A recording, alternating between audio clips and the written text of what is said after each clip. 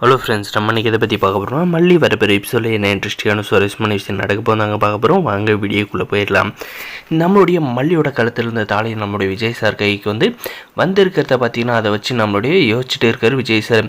இதை இந்த ரஞ்சிதா பார்த்துட்டு என்ன அவள் திங்க் பண்ணுறான்னா, அவள் கற்பனையில் விஜய் மாமா இந்த மல்லிக்கு தொட்டு கொடுத்த தாலியை அடித்து பிடுங்கிட்டு வந்துட்டாட்டுங்குது. இனிமேல் அந்த மல்லியை மாமா பார்க்க போக மாட்டார் அப்படின்ற மாதிரி எல்லாம் பார்த்திங்கன்னா பயங்கரமாக யோசிச்சுட்டு இருக்காங்க. அதுக்காக பார்த்திங்கன்னா நம்மளுடைய விஜய் சார் அந்த தாலியை வச்சுட்டு போயிட்ட அப்புறம் அந்த தாலியை எடுத்து பார்க்குறாங்க. அந்த தாலி தானா அப்படின்ட்டு அந்த தாலி தான் அப்படின்றத கன்ஃபார்ம் பண்ணிவிட்டு இந்த ரஞ்சிதா பார்த்திங்கன்னா ரொம்பவுமே சந்தோஷப்பட்டுக்கிட்டு போயிட்டு அந்த போதும் மண்ணு கிழவிக்கிட்ட போயிட்டு என்ன சொல்கிறேன்னா, இந்த மல்லியோட கழுத்தில் இருந்த தாடியை விஜய் மாமா வாங்கிட்டு வந்துட்டார். இதுக்கு மேலே எந்த ஒரு பிரச்சனையும் இல்லை அப்படின்ற மாதிரி எனக்கு ரொம்ப சந்தோஷமாக இருக்குது. அதுவும் வெண்பாவுக்கும் என்ன அம்மாவன் சொல்லிட்டாரு. எனக்கு எல்லாமே கடலோட அணுகுறது தான் காரணம் அப்படின்ற மாதிரி இந்த போதுமன் இந்த ரஞ்சிதாவுக்கு சொல்கிறாங்க. இதுக்கப்புறம் பார்த்திங்கன்னா இந்த ரஞ்சிதா என்னெல்லாம் ஆட்டை போட போகிறான்னு யாருக்குமே தெரியாது. ஏன்னா அவளுக்கு தலைங்களும் புரியாத இப்போ ஆடிக்கிட்டு இருக்காங்க.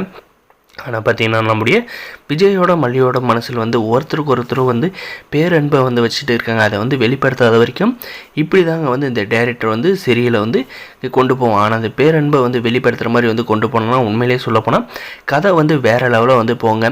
அதுவும் போக நம்முடைய அரவிந்தெல்லாம் பார்த்திங்கன்னா ரொம்பவுமே நல்ல கேரக்டரை டைரக்டர் இறக்கியிருக்கான். நம்மளுடைய அரவிந்த் நம்மளுடைய விஜய் சாருக்காக விட்டு கொடுத்து போயிட்டு அவங்க ரெண்டு பேர் நம்மளுடைய மல்லியும் நம்மளுடைய விஜய் சார் மனசு புரிஞ்சுட்டு ரெண்டு பேர் பேச வச்சு அவங்கள ஒரு அண்டர்ஸ்டாண்டிங் கொண்டு வர வச்சு அவங்க ரெண்டு பேரும் கல்யாணம் பண்ணுற அளவுக்கு நம்மளுடைய அரவிந்த் சார் கொண்டு விட்டார்னா உண்மையிலே சொல்லப்போனால் அவரோட மனசு யாருக்குமே வராதுங்க.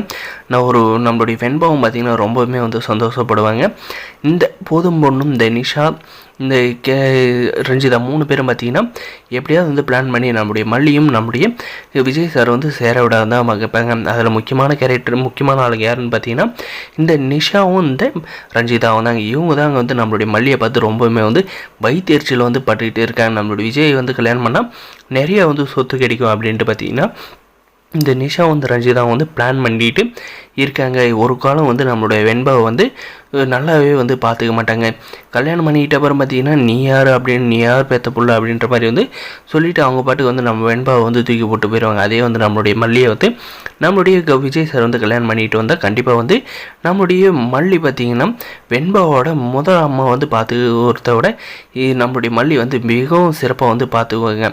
இதெல்லாம் உண்மையிலே நடந்தால் வேறு லெவலாக இருக்குதுன்னு நினைக்கிறேன். இந்த வீடியோக்கு லைக் பண்ணி மறக்காது சப்ஸ்கிரைப் பண்ணுங்கள். Thanks for